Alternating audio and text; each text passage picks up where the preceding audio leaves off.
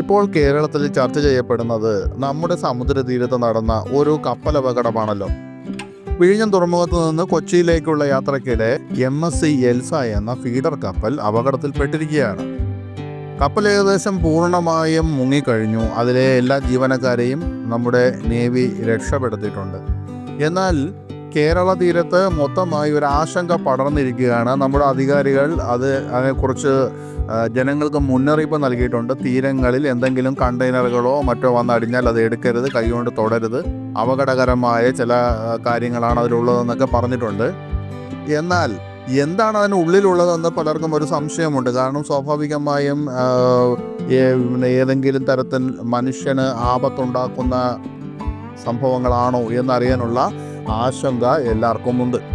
എന്നാൽ ഈ കണ്ടെയ്നറുകളിൽ ഉള്ളത് മറൈൻ ഗ്യാസ് ഓയിലും വെരി ലോ സൾഫർ ഫ്യൂവൽ ഓയിലുമാണ് എന്നാണ് റിപ്പോർട്ടുകൾ.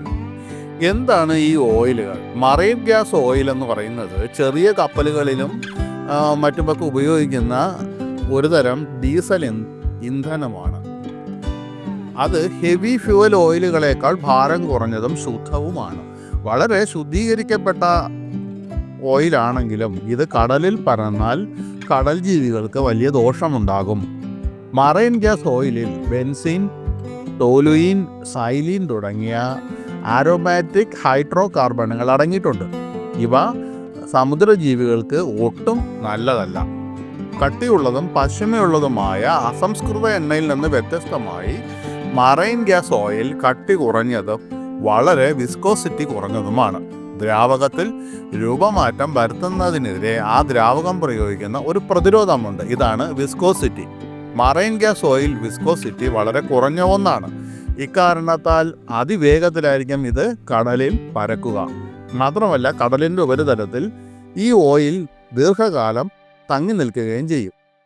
കാറ്റിലും തിരയിലും അതിവേഗം മറ്റിടങ്ങളിലേക്ക് സഞ്ചരിക്കുകയും ചെയ്തേക്കാം.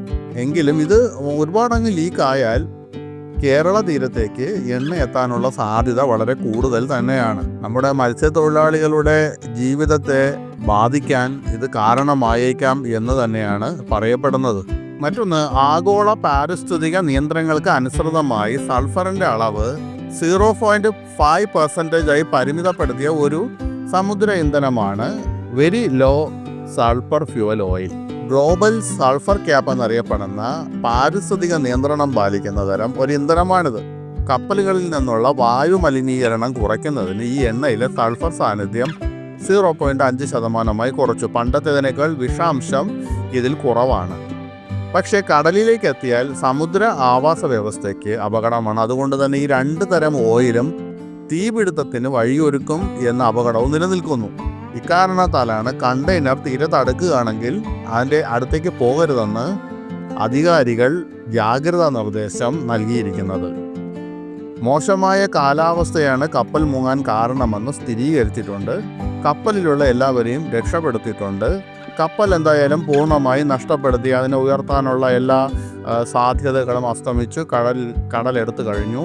അതുകൊണ്ട് ഇനി നമ്മൾ ചെയ്യേണ്ട ഒരു കാര്യം എന്താണെന്ന് വെച്ചാൽ ഇത് തീരത്തേക്ക് അടിയുന്ന എന്തെങ്കിലും തരത്തിലുള്ള കണ്ടെയ്നറുകളോ മറ്റോ കാര്യങ്ങൾ വന്നാൽ അതിൽ തൊടാൻ പോകരുത്. അധികാരികളെ വിവരം അറിയിക്കുക എന്നതാണ്.